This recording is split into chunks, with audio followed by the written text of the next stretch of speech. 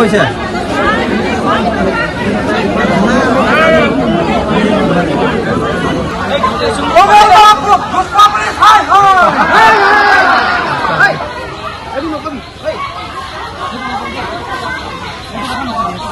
অসমৰ সন্মানীয় মুখ্যমন্ত্ৰী ডাঙৰীয়াক বাৰ্তা দিব বিচাৰিছো যে এনেকৈ যে সন্তানবোৰ ড্ৰাগছ জাতীয় নিচা জাতীয় খাই লগৰ ল'ৰাই হত্যা কৰিছে, এই হত্যাৰ তদন্ত আৰু পুলিচে ইয়াৰ কেনেকুৱা ধৰণৰ তেওঁলোকে ৰক্ষণাবেক্ষণ দিছে, ধ্যান কেনেকে দিছে। আজি মৃতদেহটো চেঁচাৰ পৰা বিহপুৰীয়া থানা পাৰ হৈ দলপুৰ থানা পাৰ হৈ কেনেকৈ বঙালমৰা থানাত উপস্থিত হ'ল।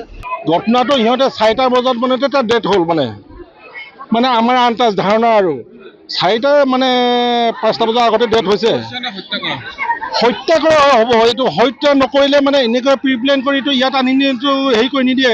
সম্পূৰ্ণ পৰিকল্পিতভাৱে সিহঁতে মানে এইটো হত্যা কৰিছে।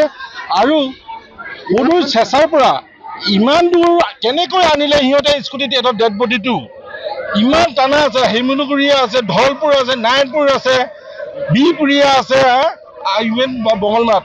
সিহঁতে যদি হত্যা নকৰে মানে প্ৰিপ্লেন নকৰাহেঁতেন তেতিয়া শিমলুগুৰিতো মেডিকেল হেৰি আছে তাতো বঢ়াব পাৰিলেহেঁতেন।